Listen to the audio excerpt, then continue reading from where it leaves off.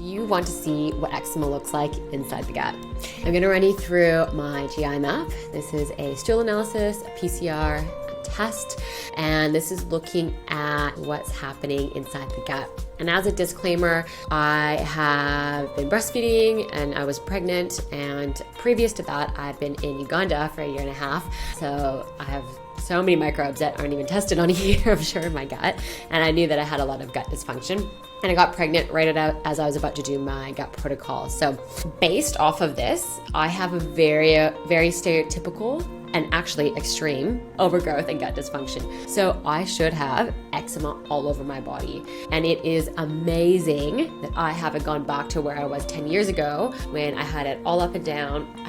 You can see some here, but I mean, that used to be from here to here, all up my neck, all up my face, eyes, all up my armpits. I had some like on the outsides of my arms too, and all up and down my legs. So this really goes to show, the work that you can do when you're pregnant and you're breastfeeding, and also how impactful it is to just be focusing on your foundations, the eczema healing pillars of mindset, sleep, nutrition, digestion, movement, finding connection, the impact of what you do every day and how you think, the impact of that on the skin. But I still did get a flare up, and it is by no surprise. So let's hop in. Here, my short chain fatty acids, and you can call those postbiotics, are actually great. And that goes to show that all the fiber that I'm eating, the food that I'm feeding, the good bacteria that's there is impactful. So I do have a level of inflammation in my gut. This is showing that I am not producing enough digestive enzymes. So that means I'm going to have nutrient deficiencies because I don't have the enzymes to break down food into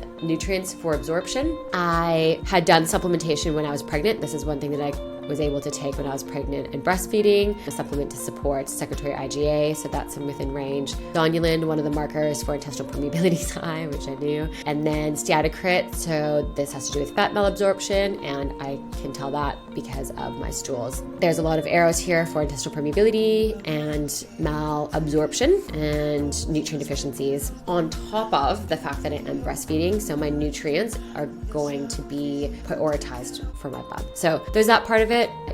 With digestion, it's what you put in your mouth. You are what you eat, and then it's what do you break down and absorb. That's not happening efficiently here. And this high zonulin plus other markers can also lead to food sensitivities. So again, this is such a good example of why it's not food, it's you. It's the dysfunction in the gut, overgrowth, and all of that. So this is why it's such a great tool to have all this, so we can look at, well, it makes sense why you're covering rashes. It makes sense why you have nutrient deficiencies. It makes sense why you have brain fog, gut dysfunction, bloating, gas, diarrhea, constipation, all that. So this is a summary here of all the overgrowth. Whoa, these are a lot of histamine producing ones.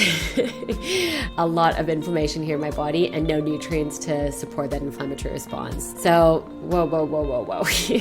And a few here that are on the cusp, but this is a pretty decent test. So all of these are creating lipopolysaccharides, which if you do have intestinal permeability can create endotoxemia as well, where that lipopolysaccharides go into your bloodstream. So lots happening, lots of work to do here. This is opportunistic bacteria. So when given the opportunity to overgrow, they can create dysfunction, and that's what's happening here. This is the good bacteria, the beneficial bacteria. You can see a lot of low. I also had to take antibiotics. I had to get a wisdom tooth extracted. When you have high amounts of good bacteria too, that's inflammatory. So my inflammation bucket is packed full here. So it's no surprise that I had eczema coming back.